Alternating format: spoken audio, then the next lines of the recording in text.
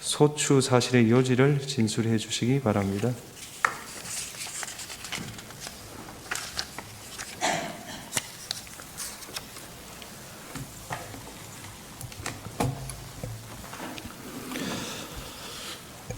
존경하는 헌법재판소 재판관님들께, 국회 소추위원, 국회 법제사법위원회 위원장 정청래입니다. 대한민국은 법치국가이고 모든 법의 으뜸은 헌법입니다. 대한민국 헌법 130개 조항을 압축 요약해 놓은 헌법 전문에서 불의한간 4.19 민주 이념을 계승한다고 되어 있습니다. 이는 사실상 5.16 군사 쿠데타를 불의한 것으로 규정해 헌법 정신에서 탄핵하고 있습니다. 대한민국의 주인은 국민입니다. 헌법은 제1조에서 대한민국은 민주공화국이고 대한민국의 주권은 국민에게 있고 모든 권력은 국민으로부터 나온다고 주권제민의 정신을 선언하고 있습니다. 국민의 것은 국민의 것입니다.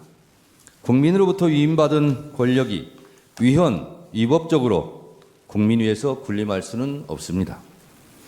헌법수호의 파수꾼 헌법재판관님, 2024년 12월 3일 아침은 평범했습니다. 대한민국 수도 서울의 기온은 영하 2도였습니다. 국민들은 늘 그렇듯이 출근을 서두르고 있었고, 그날 아침 뉴스 헤드라인은 명태균 핸드폰 행방 논란이었습니다. 세계 방산 매출 100대 기업에 우리 기업 4곳이 포함됐고, 대한민국 한강 작가의 노벨 문학상 수상 관련 좋은 소식도 있었습니다. 미국 바이든 정부의 우크라이나 군사 지원 뉴스는 있었지만 휴전선 전방은 조용했고 어떤 국민들도 군사적 위협을 느끼지 않은 평온한 하루였습니다. 그렇지만 재판관님들도 보셨듯이 그날의 밤은 평온하지 않았습니다. 비상계엄 선포 소식을 접한 수많은 국민들은 설마 가짜 뉴스일 거라고 생각했습니다. 그러나 너무나 비현실적이었던 계엄 선포는 엄연한 현실이었습니다. 피정부인 윤석열은 2024년 12월 3일 비상계엄 선포 긴급 담화문에서 국회는 범죄자 집단이 소굴이 되었고 자유민주주의 체제 전복을 기도하고 있고 국회가 자유민주주의 체제를 붕괴시키는 괴물이 된 것 같다. 대한민국이 당장 무너져도 이상하지 않을 정도로 풍전등화의 운명에 처해 있다. 우리 국민의 자유와 행복을 약탈하고 있는 파렴치한 종북 반국가 세력들을 일거에 척결하고 자유헌정 질서를 지키기 위해 비상계엄을 선포한다고 했습니다. 이 궤변을 누가 믿겠습니까? 대한민국 국민들 누가 봐도 당장 무너져도 이상하지 않을 정도의 대한민국은 결코 아니었습니다. 피청구인 윤석열의 12월 3일 비상계엄 선포 이후 대한민국은 혼란에 빠졌고 대한민국 전체가 몸살을 앓고 있습니다. 12월 3일 내란의 밤부터 민주주의의 나라 대한민국의 국격은 실추되었고 경제의 적, 불확실성이 해소되지 않으면서 국민들은 한 달 넘게 불안과 공포에 휩싸여 내란성 불면증에 시달리고 있습니다. 국민들의 저항과 국회의 신속한 대응으로 비상계엄이라는 독재 시도가 수포로 돌아간 후에도 피정부인은 망상에 근거한 자신의 경거망동을 반성하기는커녕 수사에 응하지도 않았고 법원이 발부한 체포영장의 집행도 막무가내로 거부했습니다. 이것은 대한민국의 사법체계를 뿌리채 부정하는 것입니다.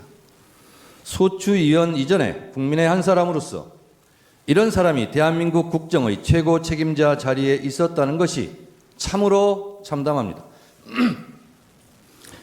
이 탄핵 심판은 이런 사람을 군 통수권을 행사하는 자리로 다시 복귀시킬 것인지 말 것인지를 결정하는 재판입니다.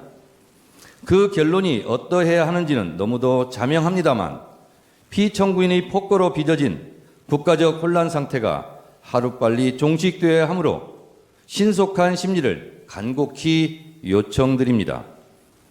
헌법수호 최고의 보루이신 헌법재판관님, 대한민국 국가 경쟁력은 바로 국민입니다. 국민들은 위대합니다. 비상계엄을 소식을 듣자마자 달려나온 국민들께서 국회 본청까지 쳐들어온 계엄군을 막아서고 장갑차 앞에서 온몸으로 저항했습니다. 국민들이 국회의원들이 본청 출입을 도왔습니다. 이처럼 국민들께서 골든타임을 확보해 주신 덕분에 국회의원들이 계엄 해제 요구안을 통과시킬 수 있었습니다.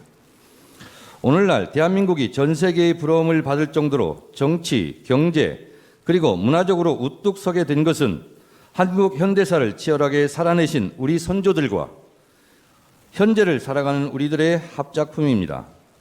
이토록 자랑스러운 대한민국을 하루아침에 전 세계 웃음거리로 만든 것이 피청구인의 비상계엄 선포였습니다. 그러나 민주주의를 지켜내려는 국민들의 열망으로 피청구인의 독재 기도를 막아낼 수 있었고 세계는 다시 대한민국 민주주의의 놀라운 회복력에 주목하고 있습니다. 이 모든 것이 국민들 덕분입니다. 국민 여러분들께 진심으로 감사드립니다. 존경하는 헌법재판관님, 피청구인은 헌법 제69조에 따라 나는 헌법을 준수하고 국가를 보위하겠다는 선서를 하고 대통령에 취임했습니다. 그러나 피청구인은 헌법을 수호하기는커녕 헌법을 유린했습니다. 대한민국의 헌법과 민주적 시스템을 송두리째 무너뜨리려 했던 피청구인 윤석열을 왜 파면해야 하는지 그 이유를 말씀드리겠습니다. 첫째, 피청구인 윤석열은 계엄의 조건을 위반했습니다.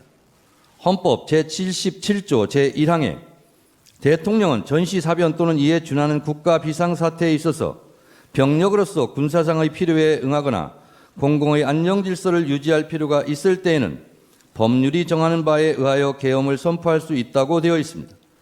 대한민국은 전시 상황도 국가 비상사태도 아니었고 병력으로서 공공의 안정질서를 유지할 만큼 혼란도 없었습니다. 같은 내용을 규정하고 있는 계엄법 제2조 2항도 동시에 위반했습니다.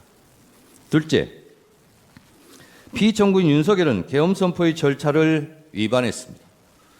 계엄법 제2조 제5항은 대통령이 계엄을 선포한 때는 국무회의의 심의를 거쳐야 한다.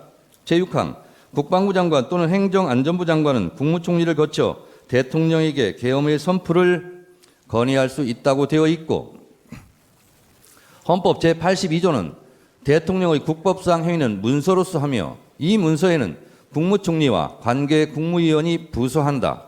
군사에 관한 것도 또한 같다고 되어 있습니다. 현재까지 국무위원들의 증언에 따르면 형식과 절차에 따른 정상적인 국무회의는 없었고 현재로서는 국무회의 문서도 부존재해 보입니다. 이처럼 피청구인이 선포한 비상계엄은 내용에 앞서 절차 면에서도 전혀 헌법과 계엄법을 따르지 않았습니다. 셋째, 국회는 비상계엄이나 어떤 경우라도 침탈할 수 없음에도 불구하고 위헌 위법하게 침탈해 국회의 기능을 마비시키려 했습니다. 헌법 제77조 제5항에는 국회가 제적의원 과반수의 찬성으로 계엄의 해제를 요구한 때에는 대통령은 이를 해제하여야 한다고 되어 있습니다. 비상계엄을 해제할 수 있는 곳은 유일하게 국회입니다.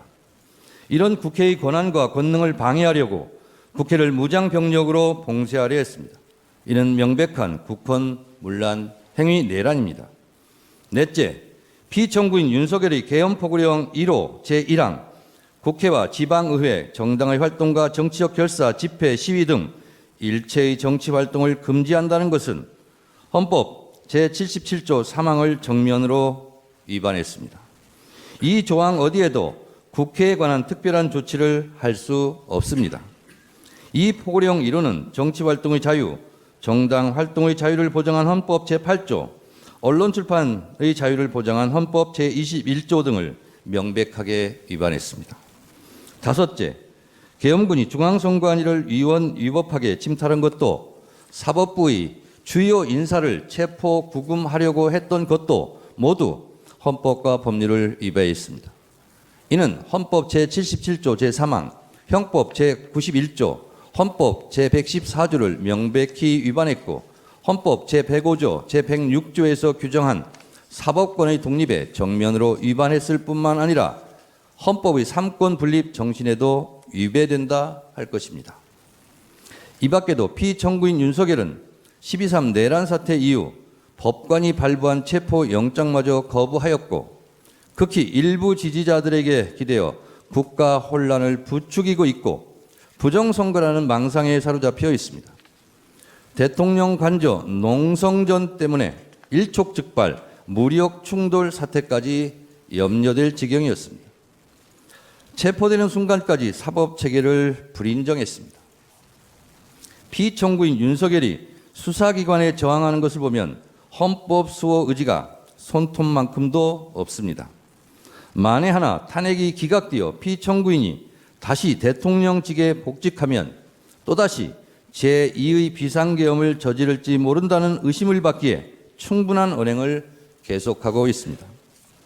피청구인 윤석열은 지금도 비상계엄이 고도의 통치 행위로서 사법심사의 대상이 아니라는 철진한 이론에 기대어 반성과 성찰을 거부하고 있습니다. 피청구인 윤석열은 아직도 자신이 무슨 잘못을 했는지 모르고 있을 뿐만 아니라 계엄과 독재 시도를 정당화시키려는 궤변을 늘어놓고 있습니다. 그를 파면함으로써 하루빨리 대한민국을 정상으로 돌려놓아야 합니다. 위헌 위법한 비상계엄을 선포하여 피로써 지켜온 헌법을 총칼로 파괴하려 했던 피청구인 윤석열을 파면함으로써 얻을 헌법 수호의 이익이 여타의 손실보다 압도적으로 크다 할 것입니다. 프랑스 소설가 알베르 까미는 어제의 범죄를 벌하지 않는 것은 내일의 범죄에 용기를 주는 것과 똑같이 어리석은 것이다 라고 일갈한 바 있습니다. 아울러 지연된 정의는 정의가 아닙니다. 자랑스러운 대한민국 민주주의 역사의 여정에서 돌출된 헌법의 적, 민주주의 적이 다시는 준동하지 못하도록 만장일치로 신속하게 피청구인 윤석열을 파면해 주시기를 바랍니다. 존경하는 헌법재판관님들의 현명한 판결을 기대합니다. 끝까지 경청해 주셔서 감사합니다.